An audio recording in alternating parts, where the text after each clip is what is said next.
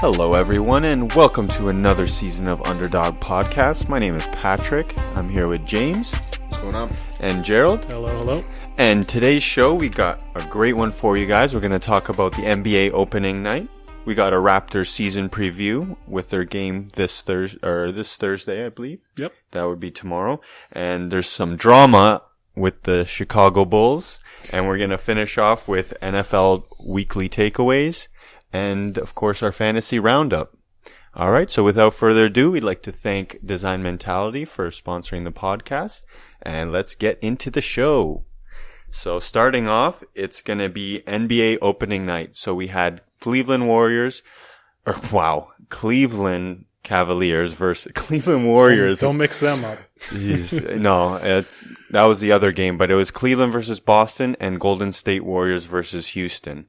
So we're going to touch on Cleveland and Boston because there was a lot of drama going on with Kyrie Irving being traded to Boston in the offseason, wanting out of Cleveland, and a little bit more drama than expected during the game with 5 minutes to go. Gordon Hayward going out indefinitely, most likely the season, because he ended up fracturing his ankle and breaking his tibia, which if you saw the video, you probably want to forget it. And if you're squeamish, don't watch the video. Yeah, it kind of took us by surprise when we were watching the game, and I don't want to see that again. But takeaways from the game, James, besides that, because it felt like that first quarter was kind of a write-off because after the injury, guys were kind of hesitant.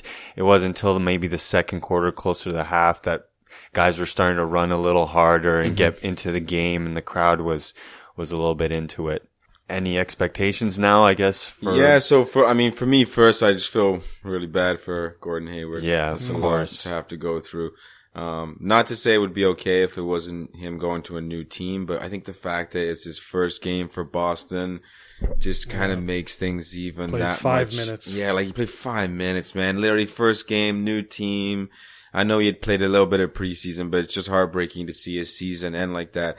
And, but I did read today that Boston's not ruling out him possibly returning towards the end of the season. It really depends on, it was actually just a dislocated ankle and a fractured tibia. So really, once they popped the ankle back into place, obviously there's going to be some ligament damage around that they're going to have to clean up. But the real problem that's going to have to heal is the fracture to the tibia. So there's a chance that he could come back towards the end of the season and maybe play like limited minutes, 2 or 3, 4 games. I personally, with the severity of it, I would just rule him out for the year. Make sure he's good to go next year. You don't want to force him. Yeah, but you're gonna go on your doctors. Like right now, your doctors don't know. But if your doctors are saying, okay, he'll be clear for basketball activity in 6 to 8 weeks, then because everyone's body heals differently.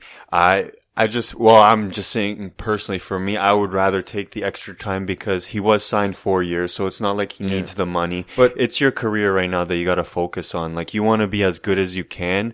So I just want him to just listen and I'm to not his saying body. to rush him. I'm just saying we don't have a timetable yet, so we can't rule him out not coming back towards the end of the season. Because if he's ready to play and there's 10, 15 games left in the season, Boston may, instead of just saying, okay, let's shut him down, they may say, okay, let's give him 5, 6, 7 minutes, come off the bench a little bit. Cause he's going to need, for him, how traumatizing it was, he's going to need to get over the fact of that play. Cause it was he went up for an alley-oop, didn't get the alley-oop as he came down on the rebound. That's when he landed awkwardly. Basketball players do that, 50, 60 times a game. So that's something that's going to be in his head, and he's going to have to mentally get over that. So from injuries like this, there's just really no good time to come back. When you come back, it's going to be a little bit dicey. So I think if he's cleared towards the end of the season, if he's been cleared for the last 20 games of the season, I think maybe you throw him in, let him get a little bit of confidence, but obviously they'll make the decision. It's not really something that we really need to discuss because we don't know. It's all speculation at this point, but all we know is like different injuries, like the Paul George similar situation, and he was only out 8 months, Paul George. But you're looking at 8 months. That's well into playoffs. That's gone. So that we're talking regular season, I guess. But and his was like he broke his actual his tibia, so his was a little different. Well, actually, if you break it, it's actually better than well, I think than it all fracture. like I get what you're saying, but I think it just depends how. No, I mean healing wise, like you can put if it's a clean break. That's what I mean. I don't know if it was a clean break for Paul George or not. Like I don't know how the break was, but instead of it wasn't a fracture, it was more of a break. So like you can have a break where it breaks clean or it doesn't break clean. It breaks kind of not clean where you have to surgically go in and repair it and maybe put stuff in there to kind of keep it in place. So I don't know the severity of what Paul George's was and how bad of a break it was, but he was back in 8 months, and that's pretty impressive for someone who like had a horrific injury like that. So I think for Gordon Hayward, when I first initially saw it, I thought his career may be done. Like I don't know if he can ever play basketball again, but thank God it wasn't as bad. Dislocations look bad. They look worse than they are, because if it's true that they just had to pop it back, yeah, you do have to worry about ligaments. You do have to worry. That's the main thing with your ankle. It's the socket held up by all those ligaments. So if he tears all those, I don't see him back. And they're also worried about possible nerve damage, because if he has nerve damage, then that's takes mobility. the window to like 2 years, possibly even 3 years. Sometimes it takes guys 4 or 5 years to get the full feeling back in their foot or leg or whatever it is. But I want to move on to the game, and kind of give my take on the game. I wasn't very impressed with what I saw from Cleveland. I think Cleveland has a lot of stuff they got to clean up, which I don't think it's a big deal. I think it's just, you see this every year with LeBron teams when they come together and there's a lot of new pieces. Guys got to gel. Guys got to kind of figure it out together. I think they've really got to figure out the whole playing Derrick Rose and Wade together on the court at the same time. Yeah. The 3-point shooting is lacking there. So that's why I think maybe JR starting and Wade coming off the bench for now, and then maybe when Isaiah comes back and you have that 3-point specialist from your point guard position, then you can take a guy like JR to your bench and bring Wade into the starting lineup. I think it's going to be a balancing act for Ty Lue, because he's got a lot of talent, man. Because another guy you got to think about is Jeff Green. There's just so many guys, Kyle Korver, guys on that roster that are going to need to get minutes, and he's just going to have to balance it, because he has a lot of good players, but he doesn't have that many great shooters. So he's going to have to kind of pick and choose his spots. But I think Cleveland will figure that stuff out. That's not a big deal. But as for Boston, I was extremely impressed with Boston.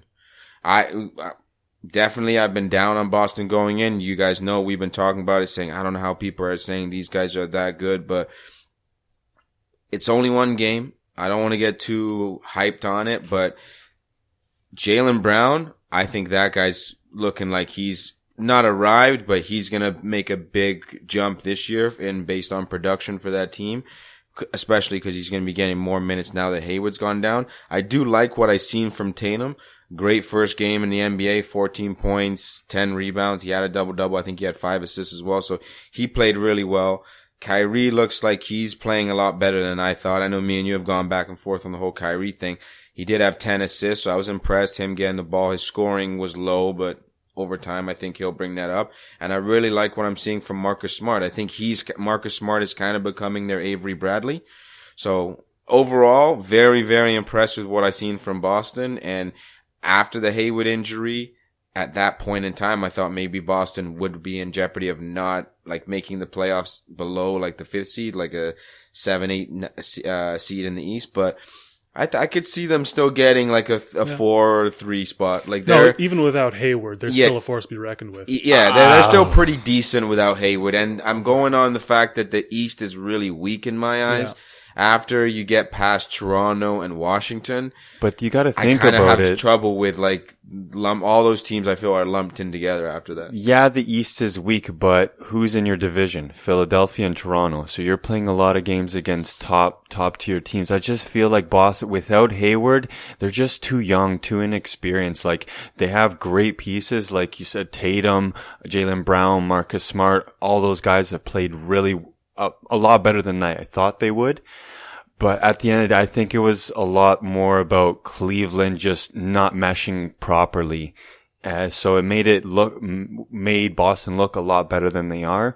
But I feel like now Kyrie, we're going to really see the type of player he is, because he's going to have to shoulder a big load. He's going to be the target of every defense. We've seen what that looks like before, and it did not look very good in Cleveland. No. Honestly, I think Kyrie, the way he played last night is the way he has to play. He's got to be a leader on the floor.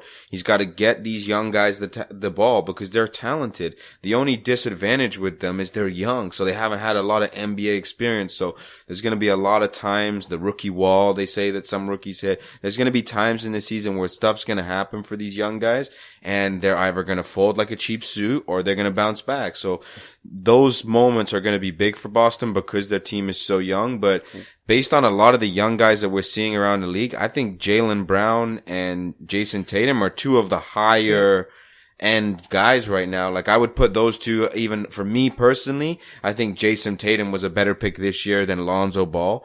And I also think he was a better pick than Markelle Fultz. Markelle Fultz was the number 1 overall pick, and he struggled so far in the NBA. So I'm looking at Tatum. He was selected 3rd overall. I think that was a solid pick. I really like him coming out of his draft, and he had a good first game. I think with Kyrie's leadership and kind of getting him the ball in the right spots, he can be good. Well, that's the key, Kyrie, because you're bringing, at the end of the day, he is a champion. So you're bringing that kind of experience that he can bring to those guys.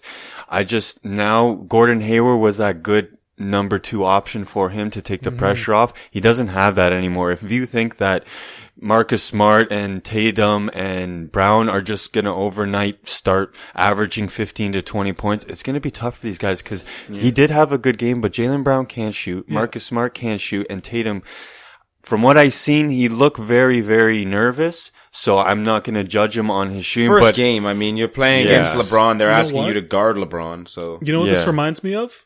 This reminds me of Boston's situation 3-4 years ago, when they had Marcus Smart, Avery Bradley, Kelly Olynyk, all those guys being on. They developed that core and then traded away for another group of young guys who are going to be good. But like you said, they're going to hit that wall. It's going to take time. I'm still confused as to why Boston made the moves they did. Yeah, well, I think if you were confused before Boston made the moves, now that Gordon Hayward's gone down, even though it's because like, you can't look at it that way. Even though you're kind of seeing like, okay, now this is a disaster, like what's been going on.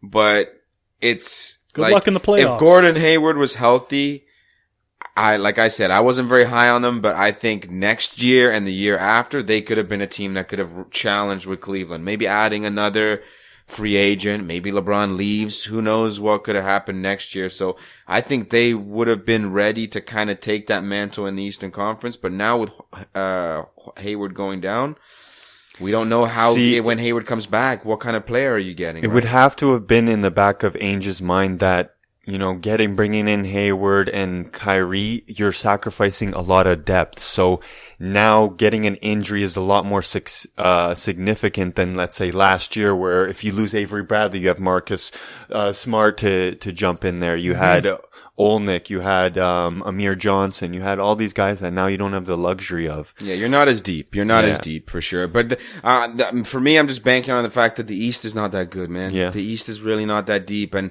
the East is also full of a lot of teams that have a lot of young guys. So everyone in the East is going to be having that same problem that Boston's going to have. The one thing I will say about Cleveland, I actually do like I like D Wade coming into the starting lineup, because I believe he has a strong chemistry with LeBron, and I like them on the court. Last night, though. Sorry? I think Wade struggled a lot last night. He I think did, that was but, a big part to why they struggle as a team. Yeah, but I feel like they're only going to work on it. LeBron's missed most of the preseason, even though it didn't look like it. I honestly don't think they can. It's like, I don't know what they're going to do, but I don't think you can start D Rose and Wade.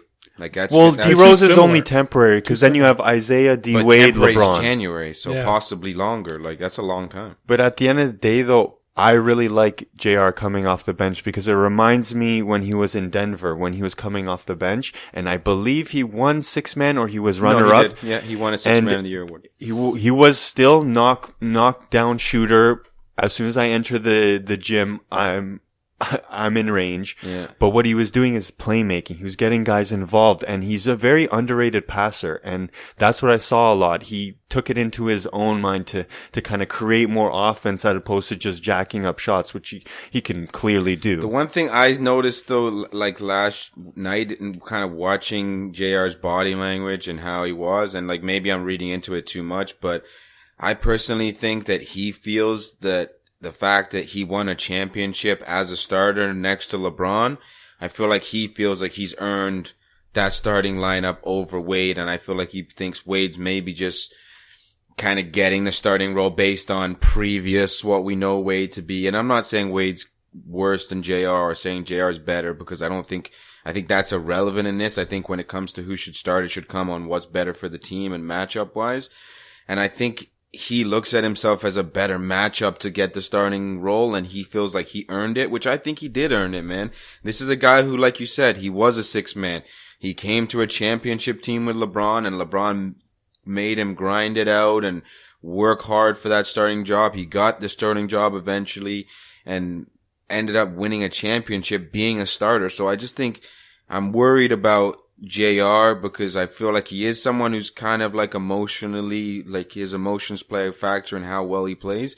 So I feel like he's the kind of guy, you want to keep him happy. You want to keep him happy, make sure he's getting enough shots, all that kind of stuff. What I would say to JR would be like, I understand where you're coming from, but at the end of the day, you're playing behind a Hall of Famer, you know? No, and that's the thing. That's why I think he's so calm. Like, with Wade being in that position, I did read that Wade's actually taken upon himself that he wants to repair that relationship with JR. So he's showing that experience of being a champion, of being a Hall of Famer.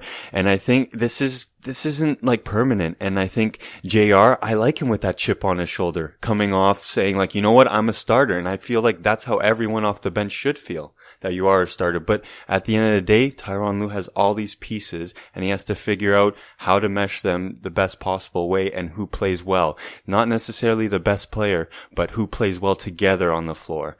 So I feel like that's the real struggle that Cleveland will have, finding that rotation of maybe the starting lineup, but the 6, 7, 8 is just as important with Cleveland.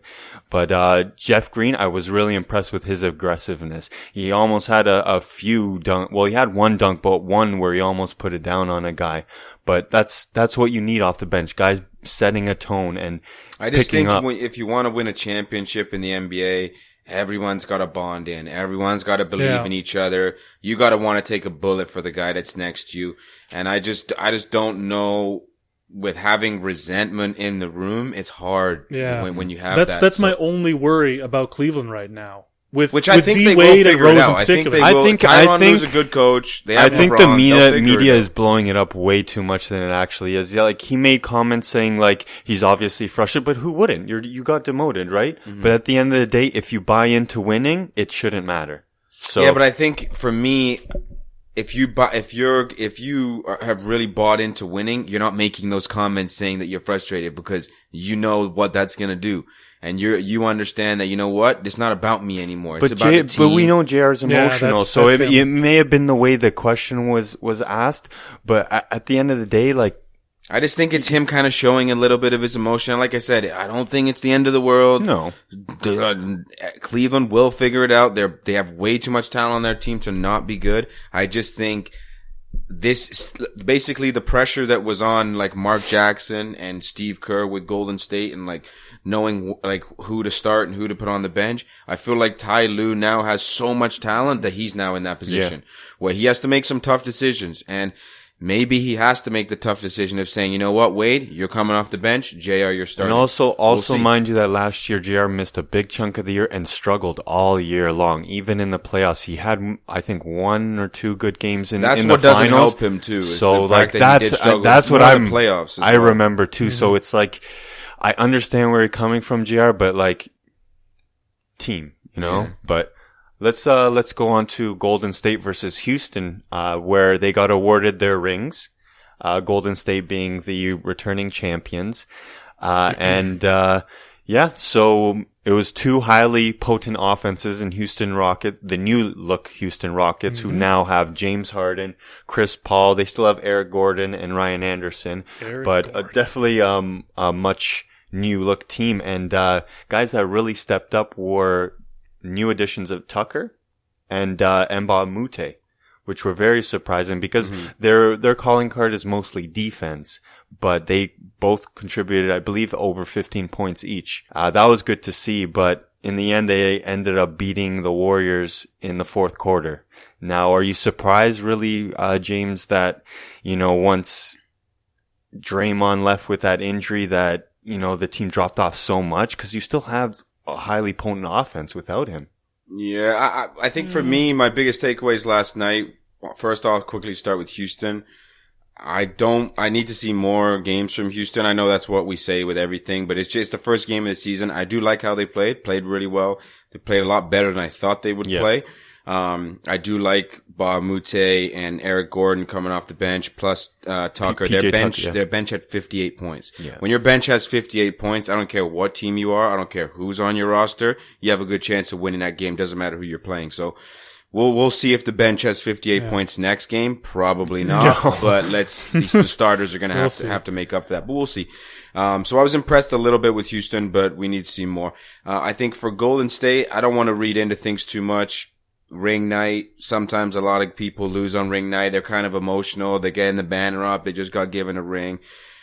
It's another one of the elite teams. Yeah, the first quarter when they came out, they played like lights out. These guys were Nick Young was going off, like hitting every shot. They were looking really good. Curry and Durant kind of struggled in the first quarter, but Clay was getting off. A lot of other guys were getting off and really playing well. And it looked like it was going to be a blow up.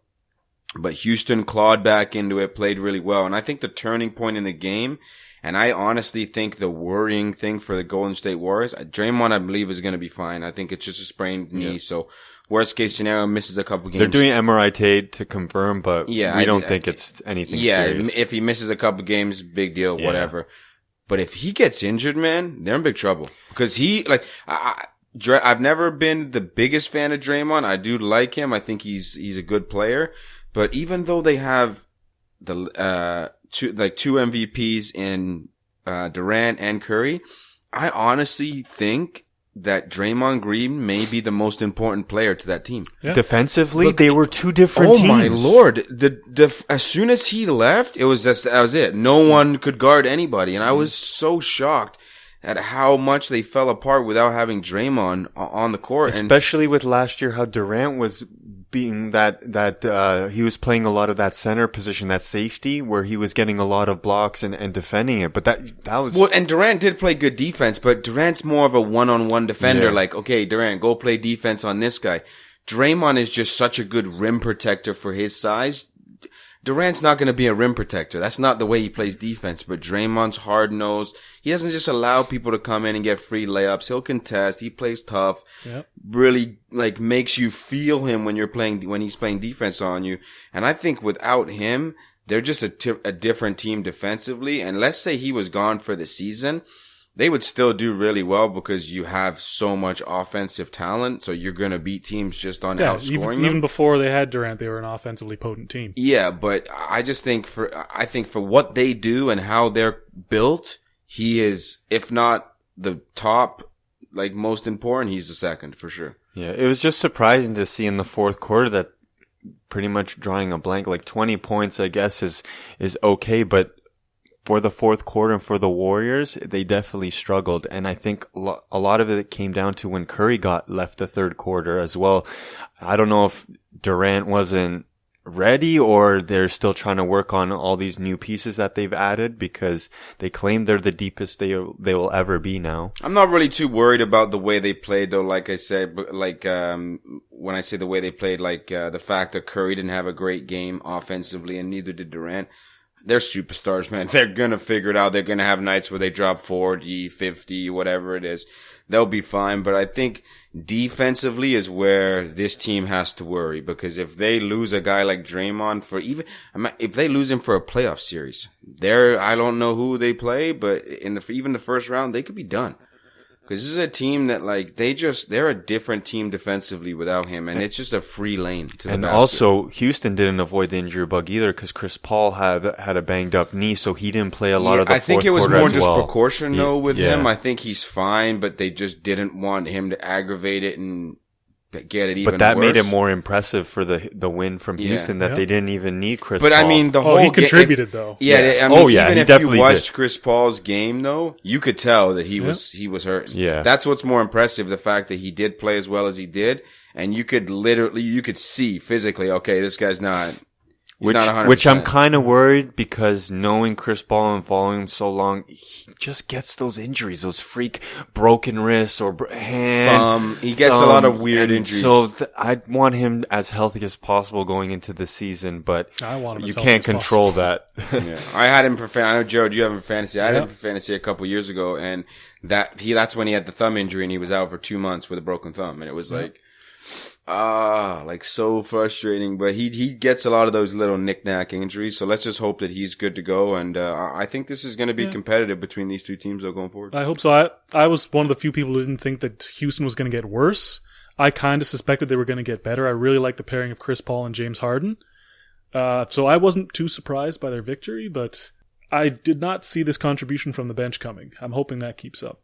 Yeah. I think they'll keep up a little bit because their bench is strong, because just the fact that they kind of force Eric Gordon to come off the bench. And that's what I mean, kind of, not to get back to Cleveland, but that's kind of what Cleveland needs to do. Eric Gordon's he's not a bench player.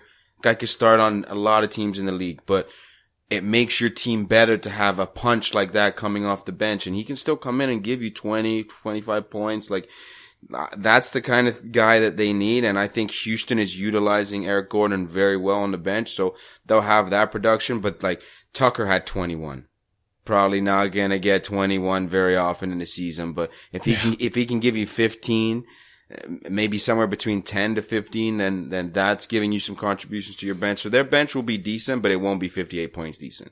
Okay, well, that was opening night, and it definitely built up a lot of excitement for the season. Yeah. And can't wait to see now all these young players that are sprinkled around all the teams, all these rookies that are coming out. A lot of new talent, a lot of new talent. But a lot of teams, the faces of the teams are very young. Like you got the Minnesota, the Lakers, even Philly. So it'll be interesting to see all these players develop in the NBA and kind of grow before our eyes.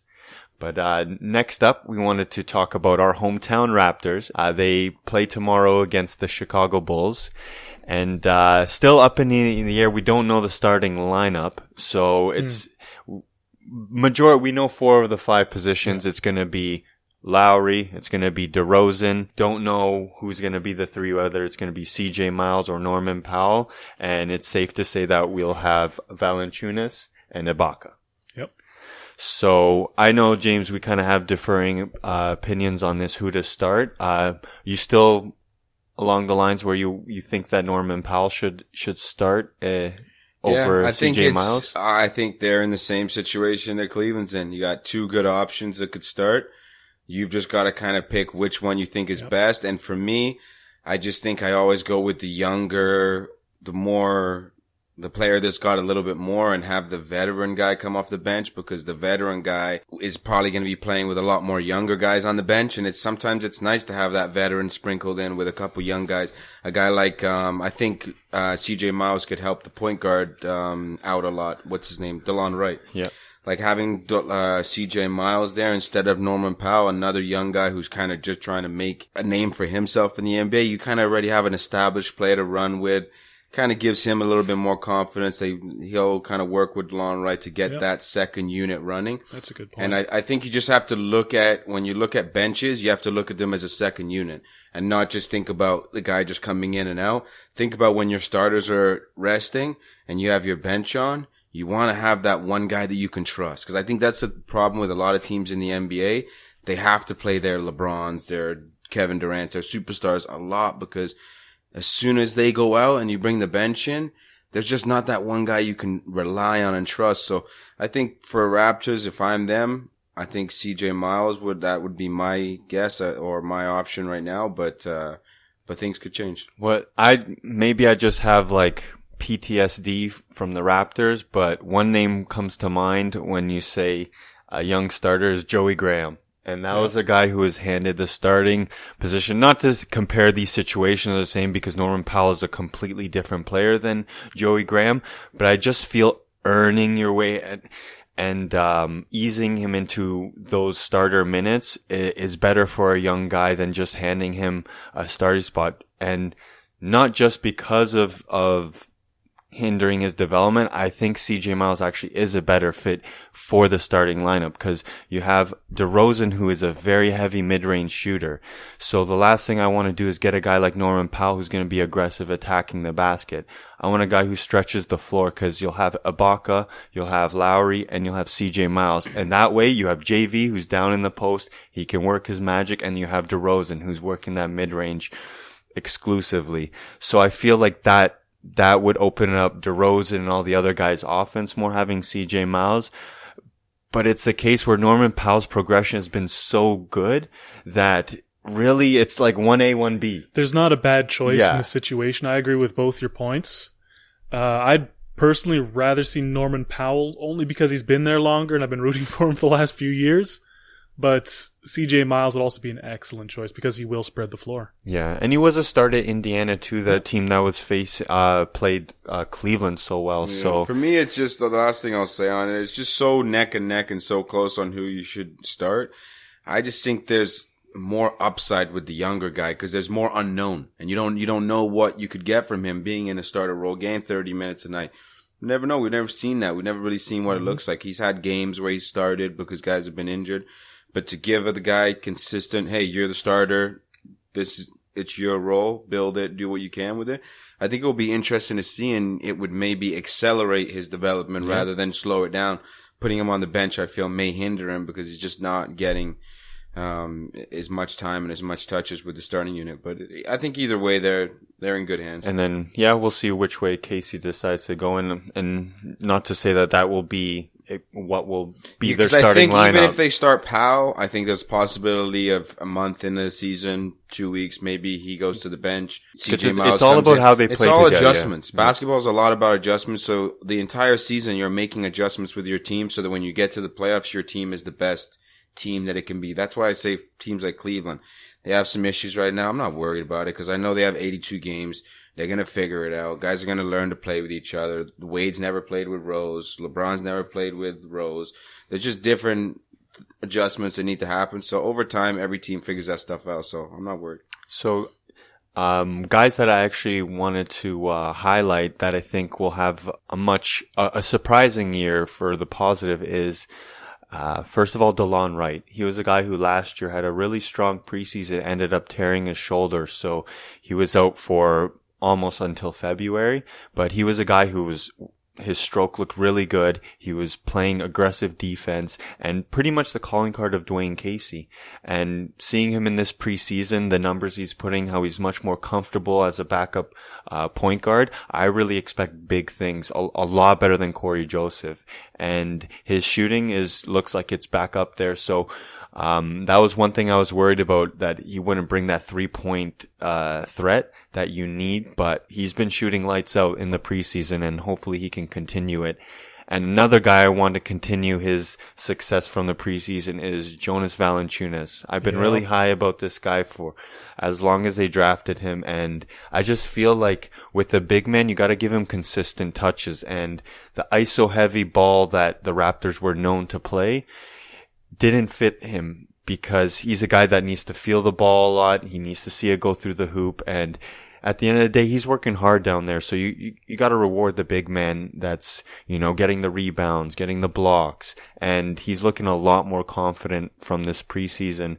And like I said, I want him to carry it over, and hopefully Dwayne Casey won't put him on those limited minutes in the fourth quarter, because a lot of times he was their best player on the floor in those clutch moments. And, those are the two guys I mainly want to highlight. Anyone for you? I had a question for you two. So we've seen a little bit of the preseason. Obviously, preseason not the same as the regular season. Do you think this new culture that Masai Ujiri was talking about earlier a few months ago, do you think that started to take hold? Well, definitely, because they were only second to Houston in 3 points attempt in the preseason. So they're definitely firing on all cylinders. But even just watching them, ball is being moved around. Almost every guy is touching it before a shot is getting made. They are shooting a lot of early shots, but an early shot's okay if it's a good shot. Yeah. At the end of the day, it doesn't matter if the shot's 23 seconds left on the clock or 1 second.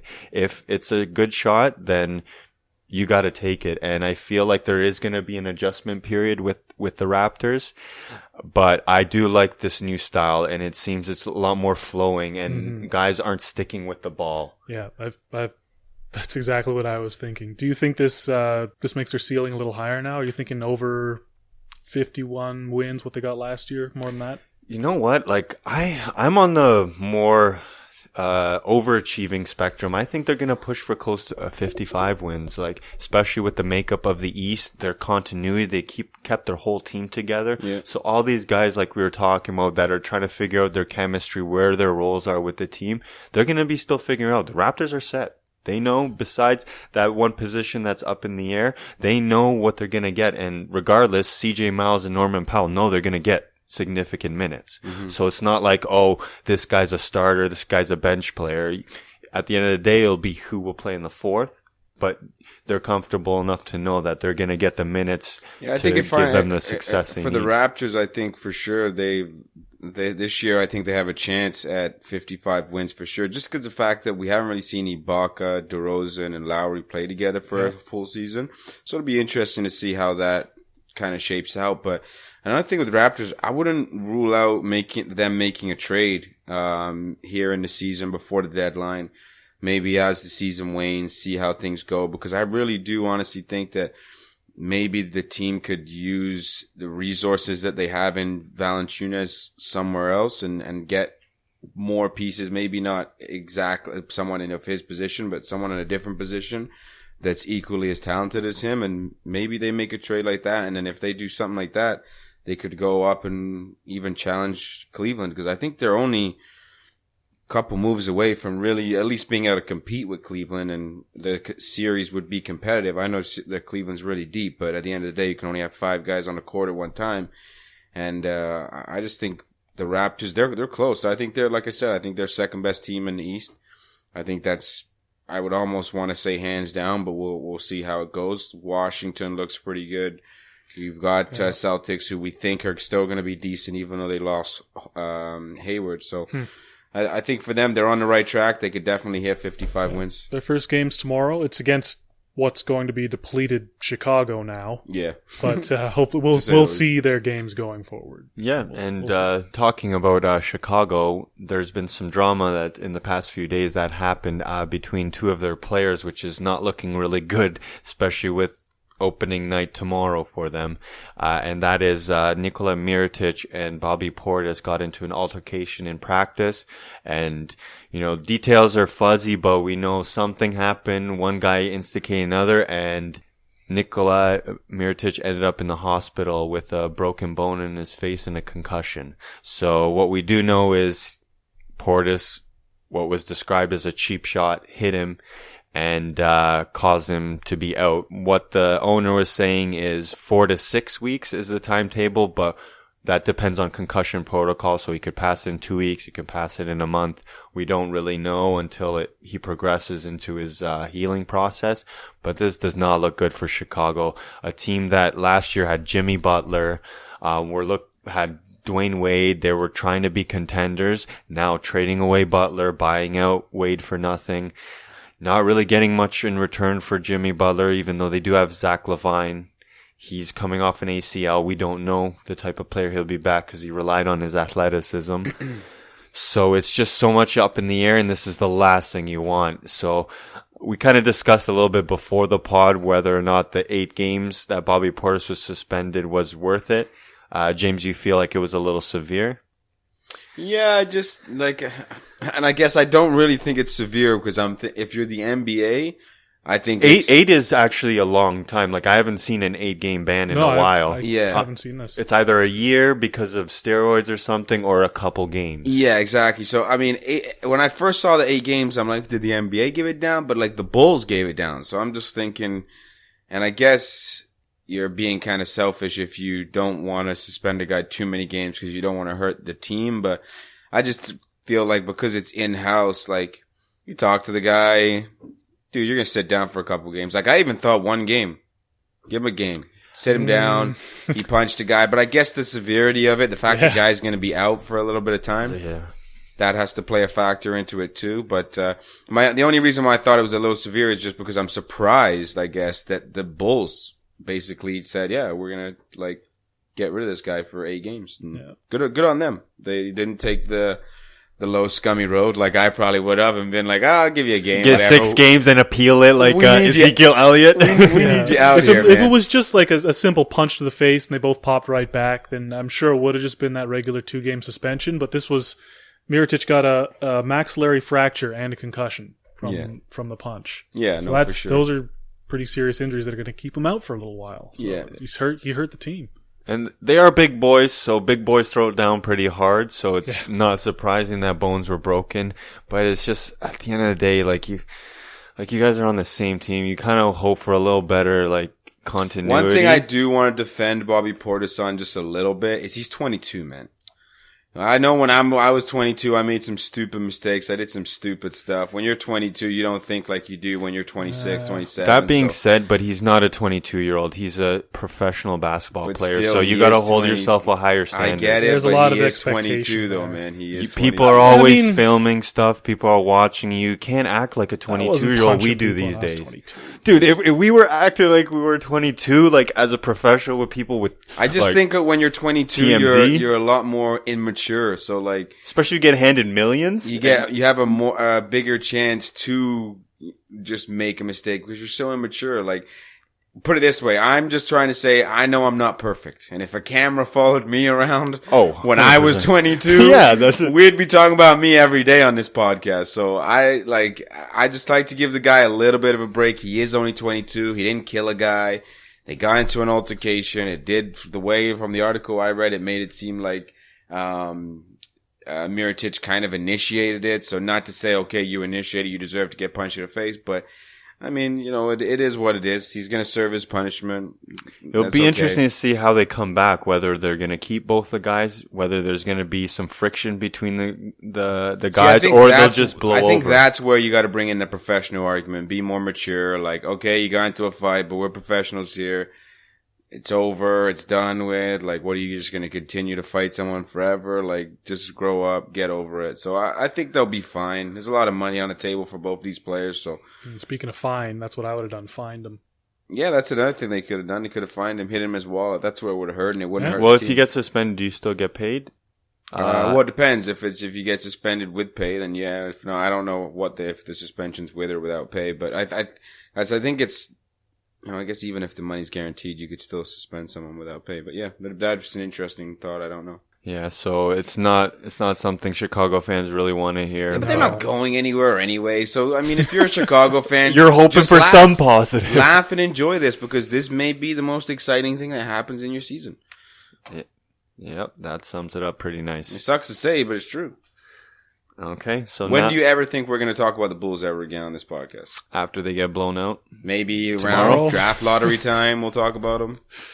But with that being said, there's a guy that I really like by the name of Justin Holiday on Chicago that I think he's going to have a really good year. Yeah, decent, but you're still scrubs. No, I'm not saying that, but I'm saying that he's going to be one of those guys that really, turns a lot of heads. Because he has his brother playing in New Orleans, Drew Holiday, and I think he's putting things together not as quickly as Drew, but I think this situation he's in right now, with the minutes now available with Zach LaVine being out, you're going to see a really good player, and it's going to be the lone bright spot on this team. Yep. Okay, so that wraps up our NBA portion of it. So let's jump into the NFL and go over our Week 6 takeaways.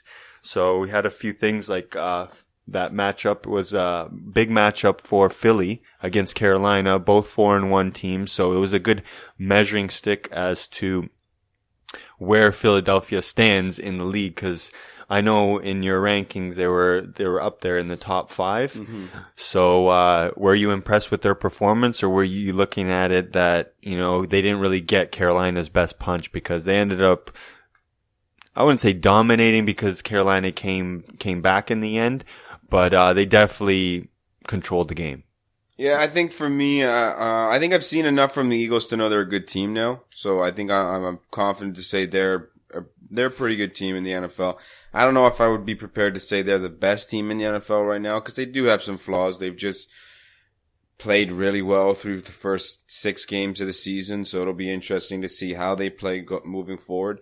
But yeah, I think I would say I was impressed because, I mean, Carolina, they are a good team. They did play pretty well.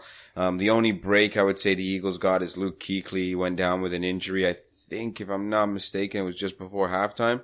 Yeah. And he's like the quarterback of their defense. And even if you watched the national televised game, and you would have heard the color commentator guys talking about how he was just calling out the plays. Like a lot of the plays that the Eagles got shut down on early in the game. Not just Eagles, everyone. Like he was just like, yo, they're running left. Like he's getting the ball. Like he's that good that he studies the game so much that he knows what you're about to do and what's coming. And that's why he makes such big plays.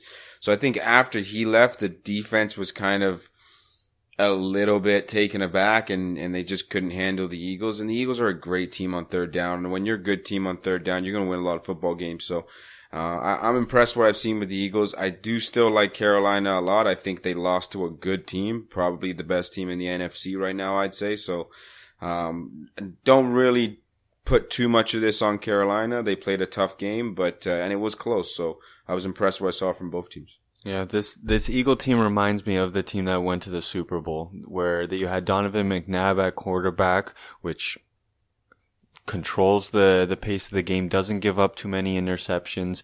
That's Carson Wentz, and just the defense. Not only the offense is just balanced by that defense.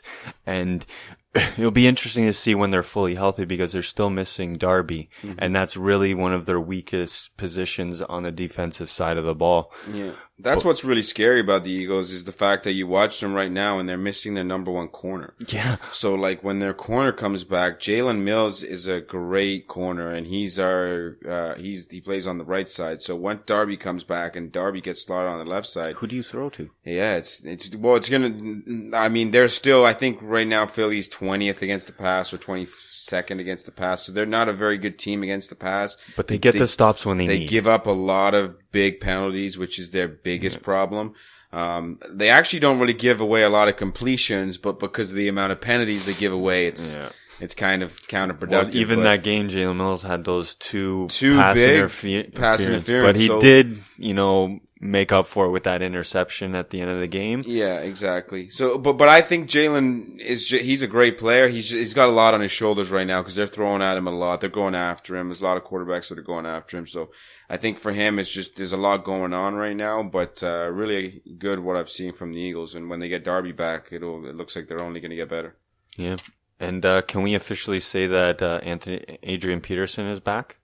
I think we need at least another game or maybe 2. But I think it's safe to say he's trending in the right direction. He almost doubled his rushing yards the whole season with New Orleans in one game, having 134 yards on the ground. Definitely showed vintage Adrian Peterson, and makes you want to believe. Makes you want to believe that he does have 4 or 5 years left, like he claims. Mm-hmm. It was hard to see with only getting about 20, 25 touches with New Orleans. But now that he's getting those the ball consistently, we're showing what he can do. And, gone are the days where he's just running for 75 yards, no one's touching him, but he still has the agility. He still knows the pockets that he has to hit. And he's just a smart runner, and he's a lot smarter than he was when he was younger. And he knows that because he's not relying as much on his athleticism. That was a good story for me with him being back. And Arizona, it was funny listening to some of the comments where Fitzgerald said if he had him earlier, he would have had a ring by now. Yeah. Which makes you kind of believe it because they did miss a running back. Arizona's never had that, go-to guy. Yeah. Well, David Johnson, the guy they have now, he's probably, maybe even the best running back in the league, but he went down injured. So, and they've only had him, if I'm not mistaken, for the last 2 seasons. So they've definitely missed the running back, and it was great to see Adrian Peterson get back on track. I think if you're a fan of AP, it was fun to watch. It was nice to be able to see that. But, the only comment I'll really make on AP is I think everyone's kind of looking at his age and saying, you know what, he's done. He's 32. But if you actually think about it and look into it, based on the trouble that he got into with we won't get into it, but the kids incident. He missed the season. And with the injury he hasn't played the last 2 seasons. Yeah. So because he hasn't played the last 2 seasons, that's 2 seasons of carries and hits that he hasn't been taking.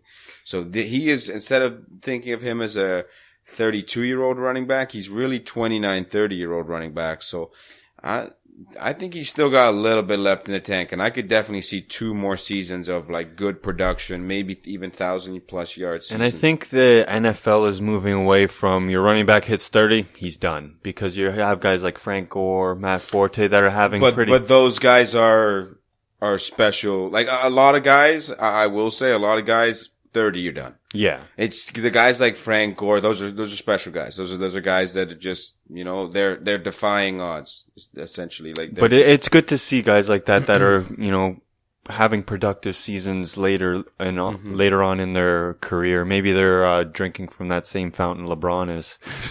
Exactly. But we wanted to finish off this segment with our feature game of the week for NFL. And we decided this week is going to be the Pats versus Falcons Super Bowl rematch. Super Bowl rematch Sunday night, so that's going to be a good one. It'll be interesting because Atlanta had a pretty rough week. Yeah. Patriots are looking like they're starting to get their groove back. But their defense is porous. So it's almost like, is Atlanta going to get back on the horse, or are they going to blow another lead like they did in the Super Bowl and last week? Yeah. Because they blew an 18-point lead to Miami. Yeah, I'm worried about the Falcons. I guess I'll spoil it a little bit. It's coming up next anyway, but the top 10, I have them in the top 10 barely. Like, I am worried about this team, man. This team, for a team that blew a lead like they did in the Super Bowl, for you to have back-to-back games in this upcoming the season after that you blow leads, and not only do you blow leads to teams that are decent, you blow a lead to Miami. Jay Cutler's the quarterback. So let me get this straight. Your defense allowed Jay Cutler to come back and score 20 points on you, and you guys couldn't even get a field goal. That's basically what you're trying to tell me. And Atlanta, what really worries me is Shanahan was such a great play caller for them last year. I'm worried about their play calling ability this year. You think he's second guessing himself now? Well, Shanahan's not there anymore. He's gone. He's obviously new head coach over in San Francisco. So the new guy that they've got in there, I'm forgetting his name now. I can't remember. I forgot his name, but and I think it's the offensive coordinator that Steve Sarkisian. Oh, okay. So he's the offensive coordinator that used to work with Alabama. So he's now transitioned into the NFL, and he's been in the NFL before, but I think for him, like the last play of the game where they turned it over against Miami, you're on the 25-yard line and you're throwing the ball? And you're down by 3? This is a repeat of the Super Bowl. Like, run the fucking ball. Run the ball. Kick it. If you get a touchdown, great. If you don't, you have take Freeman. the field goal and go to overtime. Not only that, he's on my fantasy. So give this guy the ball. You're going against Jay Cutler. You're confident you think Jay Cutler's going to do anything in overtime? Hell no. If Matt Ryan is half of what Matt Ryan is, you're winning that game in overtime. I don't understand why you're telling Matt Ryan to throw into double coverage with less than a minute to go when you're within field goal range to tie it up. Like, tie the game up, man. Go to overtime. Live to tell another story. Like, I don't understand why you're risking everything. And, like, I just think the play calling's not great. Their defense is falling off. They're a defense where they're not a very good defense, but they play fast and they play hard. And because they play fast and hard, that's normally a recipe for forcing a lot of turnovers. So they led the league in forced turnovers last year, and this year they're just struggling. They're not getting the ball back, so they're not giving their offense other opportunities to possess the ball in good field position. So it's going to be interesting to see what happens going forward. So with New England having trouble stopping teams, do you think Atlanta gets back on the horse and gets a win, or I'm going with Brady. You're going with Brady. Yeah, I'm going with Brady. I don't understand how you can't go with Brady based on what you've seen so far. I get it. The Patriots have not looked great, but based on what we've seen from Atlanta is they're less than 6 inches away from being 1-4. You have to understand that because they 1-5 even because the first game of the season when they played Chicago's wide receivers dropped 2 touchdowns in the end zone. They were in the end zone. It was the last 2 plays of the game, thrown to twice. The receiver caught the ball and dropped the ball. So as far as I'm concerned, that's not on the quarterback. That's on the receiver. You need to figure it out. You need to hold on to that ball. If you would have held on to it, they would have won that game. And then the next game that they played, or the game after that against the Detroit Lions, was the famous play where Golden Tate got across the line as the touchdown right at the end of the game with 8 seconds left, but then they called it that he didn't get across, so there was a 10-second runoff, so the game was over, and Detroit didn't have a chance to run another play. So those are 2 plays that could have like a centimeter this way, a centimeter that way, boom, you would be 1-5. And I'm looking at that like that's very worrisome. How about you, Gerald? You got to go with Brady? I don't want to because last year I called the Patriots winning, even though I wanted the Falcons to win. I want the Falcons to win this because I like Matt Ryan. I like the Falcons. But after the last couple games and after last year in the Super Bowl, I'm not going against Brady. I can't do it. I hope for their sake that they do win because if they lose, I'm pretty sure that's pretty much dunning their season and rebuild mode because it's hard for football to maintain that roster. The only reason why I won't say that is because I'll give you a crazy stat. Julio Jones doesn't have a touchdown yet this season. We're about to enter week 7. Yeah. That is very concerning. If I'm on Atlanta, I'm trying to figure out in my head, okay, hold on a second. We have the best wide receiver in football and this guy doesn't even have a touchdown yet this year? Like, the coach should be fired just on that alone. How have you not used this resource? This guy is one of the best players in the league at his position. Get it together, has Atlanta. No touchdowns. Even Odell Beckham, who's been out injured now for last week and didn't play the first week, he has 2 or 3 touchdowns on the season for a wide receiver. So it's like, Julio, man, like is it you? Is it you're not getting the ball enough? Like, I don't know what it is, but you guys need to figure it out because that's the reason why you're losing right there. Figure it out quick. So that's our NFL feature game of the week. And now we're going to throw it to James and Gerald for our undisputed top 10 NFL. Yep. And like James was saying, big shakeups this week. We're starting off with the Falcons down at number 10. Yeah, I dropped him down. Quite a bit. I actually want to drop him further because of that loss, but I'm going to see what they do this week against New England, and if they struggle again this week against New England, I don't think we'll be seeing them in the top 10 very much. Up next, my favorite from last year, making the list for the first time this year, the Vikings at 9. Yeah, I'm kind of trouble with the Vikings because I'm really worried about their quarterback position. They don't really have any answers there right now. I mean, Case Keenum's decent. Stephon Diggs was out last game, but I think he's going to come back. I really like him as a wide receiver. I think he's good. They did lose their running back, but they've been playing well. They have a good defense, so they were able to get up. Mm-hmm. And up at number 8, the Steelers making the list for the first time as well.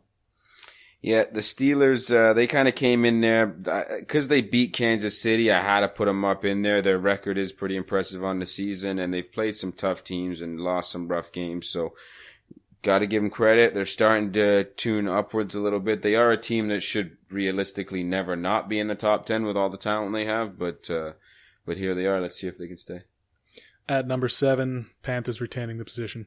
Yeah, so the Panthers, they were 7 last week. I kept them at 7 this week, even though they did take a loss.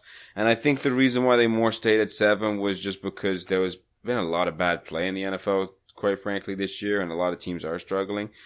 So they are one of the better teams, and I think the loss that they lost to Philly, we talked about, I don't think it was that bad of a loss. It was a close game. They played well, so kept them at 7. Mm-hmm. At number 6, the Redskins up 3 spots from 9. Yeah, and they're probably up a little too much, but like I said before, some of these are up too much just based on the fact that we've had a lot of bad play around the NFL. There's not really too many teams that are playing very well right now. So yeah, Washington, they beat San Francisco this week. I mean, it was a closer game than it should have been, but they played well and they got the win, so I got to give them credit. Yep. Up next at number 5, the Rams have risen as well. Yeah, I like the Rams. We were worried about them last week, thinking they might be tuning down after their loss, but they played Jacksonville, and Jacksonville's a good team this year. They've played really well so far, and they were able to beat them pretty handily, so I had to move them back up. At number 4 this week, the Broncos have fallen a couple spots. Yeah, I like the Broncos, but you can't lose to the Giants, who are 0-5 and not expect to be dropped a little bit. So really, the only reason they lost is because they lost to the Giants, and we'll see what happens next week, and they'll be dropping more if they don't step up. And the Patriots continuing that slow climb towards the top of the list. They're at number 3. Yeah, and once again, first off, I trust Brady a lot. I trust Belichick a lot. So a lot of the fact that they're this high is just the fact that I believe in them. But yeah, I think they're a good team. Their defense is struggling, but their offense, they still have the best quarterback in the league right now, especially with Aaron Rodgers going down, which we didn't really have a chance to get into today, but that's a massive story around. So now with him going down, you got Tom Brady, best quarterback. You got to give him credit. Mm-hmm. At number 2, the underdog's favorite Eagles, rising from 3. Yeah, and I wanted to put the Eagles number 1. I actually battled with the 1 and 2 here a lot because Kansas City did lose. So the fact that they were 1 last week and they lost and they stayed in the same spot is kind of hurts a little bit. But they have the head-to-head matchup against the Eagles. They're the 2 best teams in the NFL right now. I would say Kansas City and Philadelphia through the first 6 weeks.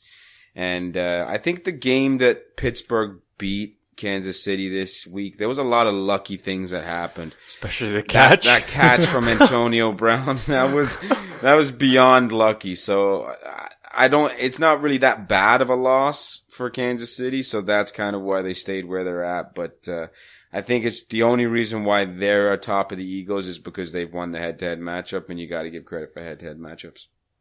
And taking our number 1 spot, well, I mean, there hasn't been anybody else at the top of our list all season. The Chiefs. Yeah, and I guess I just kind of touched on them. So yeah, Chiefs, they're basically up there based on what they've done so far this season. They do have the head-to-head over the Eagles, so they got to take that spot. Yeah, and that wraps up the Underdog's Undisputed Top 10.